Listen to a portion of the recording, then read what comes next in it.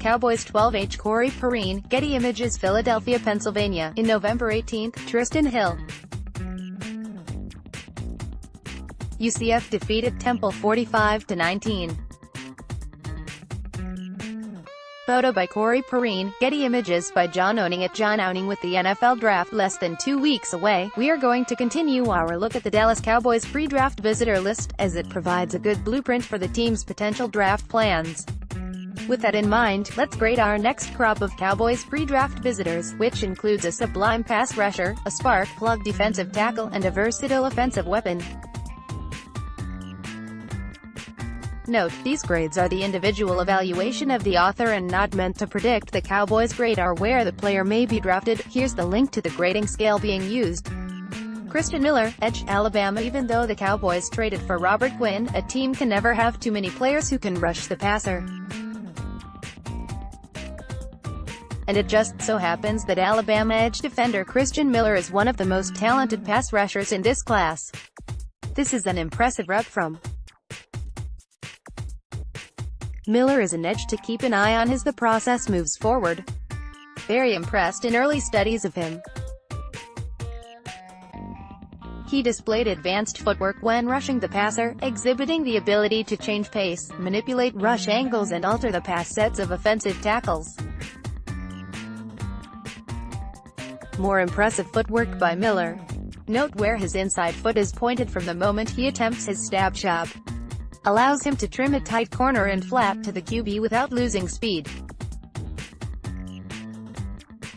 pic.twitter.com/gvif69stg, John Owning, at John Owning, February 19, 2019. Miller's bend when rushing the passer is impressive, as he exhibits the ability to turn tight corners around the edge while maintaining his balance and momentum toward the pocket.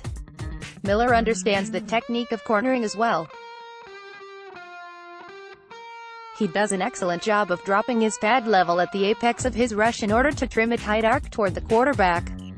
The South Carolina native, who accumulated 8 sacks and 11 tackles for loss in 2018, excels in the hand combat phase of rushing the passer, as he masterfully uses his hands to defeat strikes, clear contact and soften edges. Miller's speed off the edge is amplified by his sublime hand technique. Beautiful transition from a club move to a long arm to collapse the pocket with a shot put finished, come inside the block and nearly get the sack. Phenomenal handwork. pic.twitter.com/thiscarp6zpd, John Owning, at John Owning, March 1, 2019. Miller has a deep pass rush repertoire, which gives him the ability to exploit the weaknesses of his opponents and have success regardless of competition. Moreover, he understands how to sequence his hand technique in order to counter his opponent's strikes, as the way that Miller can adjust his rushment play often sabotages any preliminary plan an offensive tackle has to stop him. Long arm or choke slam? Tough to tell. Nice job of Miller sinking his pad level while staying in proper body alignment, enabling him to maximize his leverage. RT leaves his feet to try to snatch. Probably won't do that again. pic.twitter.com/SBYDBP4GX, John Owning, at John Owning, February 19, 2019. Miller leverages his 35 in -1/8 inch arms well when rushing the passer. His timing on the long arm is consistent while his hand placement and arm extension are technically sound. Against the run, Miller lacks the power to consistently reset the line of scrimmage, but he does play technically sound enough to hold his ground and discard blocks at the point of attack. Miller's burst enables him to be an effective backside pursuit defender, and he can leverage his initial quickness to shoot gaps and penetrate. Miller also showed some likable traits in coverage, as he is fluid in his zone drops and shows some ability to match receivers out of the backfield. Miller's biggest question marks are his durability and experience. He was stuck behind a lot of NFL-caliber talent during his early years at Alabama, and when he finally got to play, injuries forced him to miss considerable time. A torn bicep forced him to miss 10 games as a junior in 2017, and a hamstring injury took him out of the national championship and has limited his ability to run in the pre-draft process. Furthermore, the fact that Miller has just 1 year of real production could also worry teams as well. Another false step from Miller, this time from a three-point stance, outside foot. Still, Miller does well to attack the RT's midline before expanding outside with a powerful two-hand swipe. Slight stumble when cornering actually aids in reducing his inside shoulder as he flattens. Pic.twitter.com/SB1F Corey 3L, John Owning, @John Owning, February 13, 2019. Ultimately, Miller would be best used as a defensive end in the Cowboys scheme, as his above-average athleticism and sublime hand usage would be best utilized on the edge. If he stays healthy, he has the type of pass rush ability where he can flirt with double-digit sacks in a season by year 3, though the defensive end position could get cramped in Dallas, especially if, when Randy Gregory's indefinite suspension is lifted, Miller's presence effectively protects the team in case Quinn departs after his one-year deal. Miller's coverage ability also opens up the possibility that he could see a role as a Sam linebacker in base who reduces down to defensive end in sub-packages, as it would be a way for Dallas to get Miller on the field without taking away from the other defensive ends on the roster, though Miller has the skill set of an early second-round pick. His injury history, durability concerns and the absence of multiple seasons of notable production could cause him to be drafted anywhere between rounds 3 to 5. Grade, 7.79, early second round. Trysten Hill, DT, UCF, measuring in at 6'3" and 308 pounds to go along with 33 3/8" arms. Trysten Hill possesses the ideal size to play between the bead gaps in Cowboys defensive coordinator Rod Marinelli's system. And this is what makes Hill so enticing: lateral quickness, vertical burst and his ability to penetrate and disrupt in the backfield.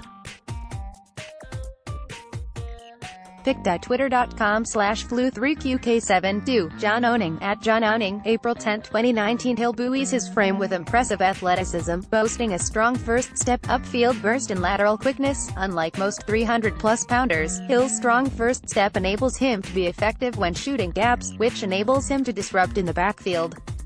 At his size, Hill's playing style is akin to a bull in a china shop, which is what Marinelli likes. Hill is an energetic defensive tackle who, with his hair on fire, which will certainly help in Marinelli's eyes. When he plays with good pad level, Hill possesses impressive power at the POA to put OL on their heels, which allows Hill to reset the line of scrimmage against the run. Twitter.com/xtzotcg3u4 John Owning, @John Owning, April 10, 2019. When Hill fires out of his stance with proper pad level, he's tough to handle, as he displays unique power at the point of attack, which enables him to reset the line of scrimmage against the run. Hill often puts offensive linemen on skates, providing disruption by driving linemen into the backfield. Trysten Hill's footwork against the run needs a lot of work. Base narrows too consistently. He's often off-balanced when engaged. Gets his feet underneath himself too much. Lead to him getting blown off the ball more than someone with his size, power should. Pic.twitter.com/SZNQFDSSX7 John Owning, @John Owning, April 10, 2019. Unfortunately, Hill's pad level has maddeningly inconsistent at this point in his career. Poor pad level eliminates leverage and narrows his base when engaged, which causes him to get displaced by single and double teams way too often. His footwork is incredibly raw, as he has a bad tendency to let his base narrow when engaged, which makes it difficult for Hill to play balanced and hold his ground at the point of attack. When Hill plays with the proper footwork and pad level, he's a near-dominant asset against the run. When his footwork and pad level are poor, however, he becomes a liability which saps his effectiveness. Moreover, Hill struggles to disengage off blocks, as he lacks the library of techniques necessary to escape blocks. On top of being inconsistent technically, Hill still struggles to read and anticipate blocking schemes, as he continually gets turned and moved by combination and reach blocks despite his power and speed. Hill's quickness off the snap gives him notable upside as a pass rusher. Nice use of the rip to clear contact and maintain vertical burst. Pic.twitter.com/Flavic. Me, John Owning, at John Owning, April 10, 2019. Hill's notable athleticism, tested into the 81.7th percentile among NFL defensive linemen, per 3 Sigma athlete, bolsters his pass rush upside.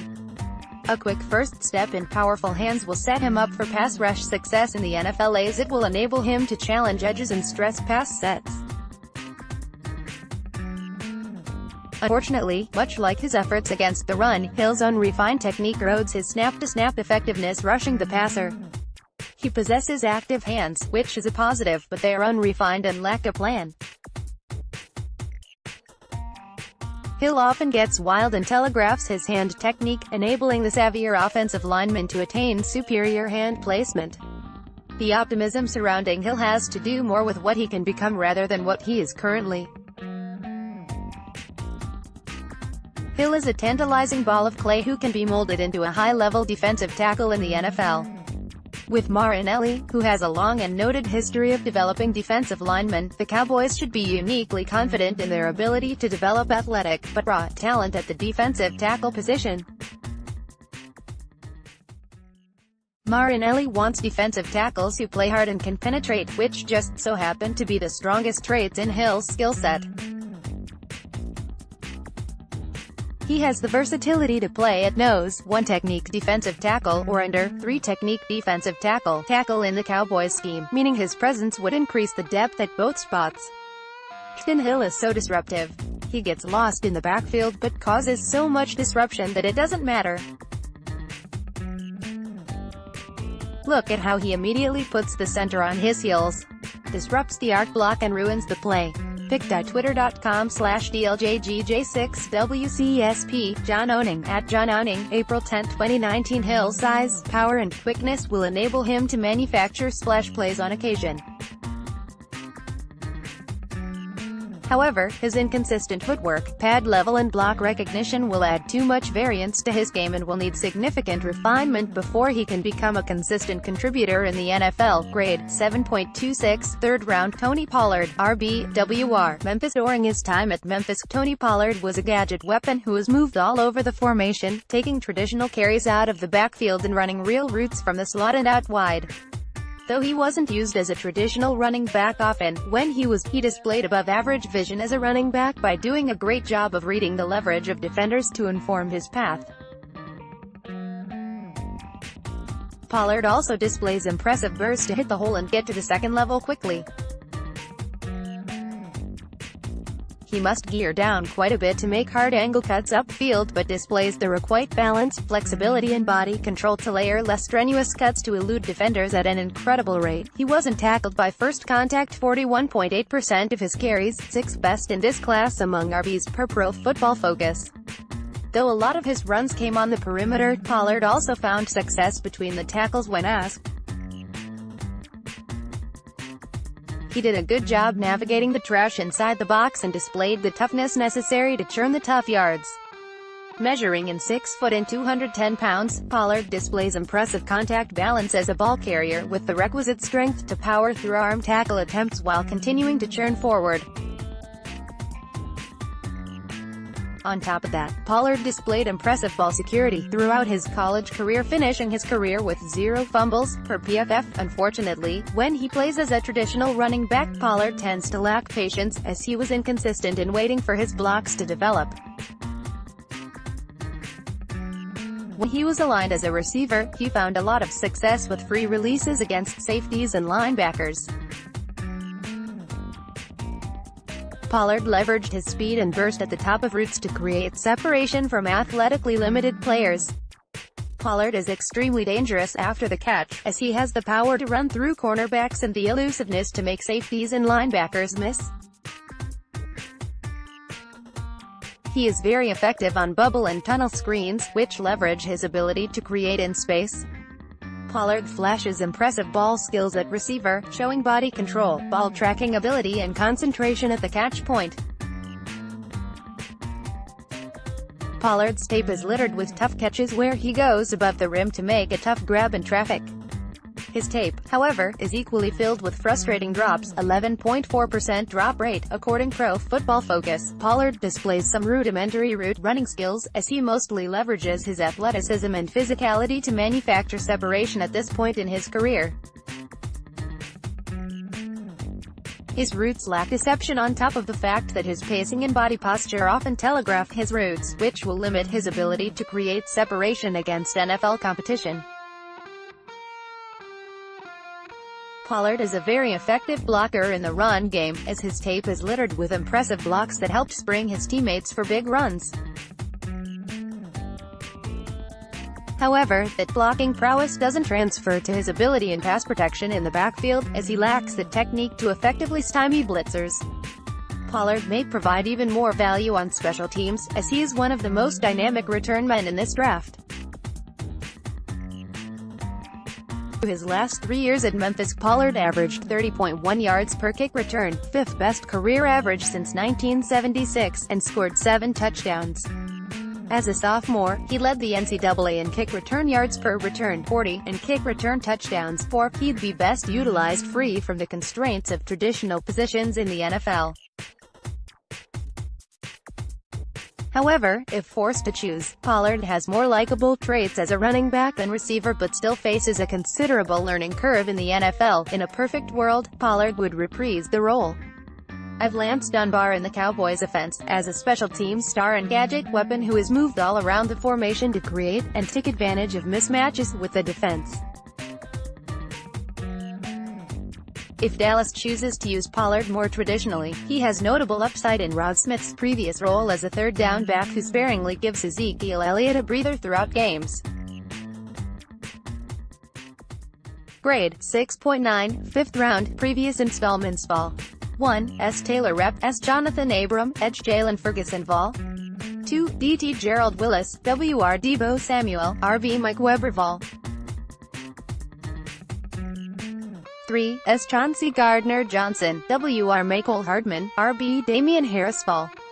4, S. Juan Thornhill, D.T. Kingsley Kiki, W.R. John Via Johnson Vol. 5, S. Kari Willis, C.B. Chris Westry, L.B. Dre Greenlavel. 6, Edge Christian Miller, D.T. Trysten Hill, R.B. W.R. Tony Pollard. Enjoy these posts. More film studies, how free agent additions could help Dallas in 2019. Twitter, @JohnOwning. More in Cowboys news.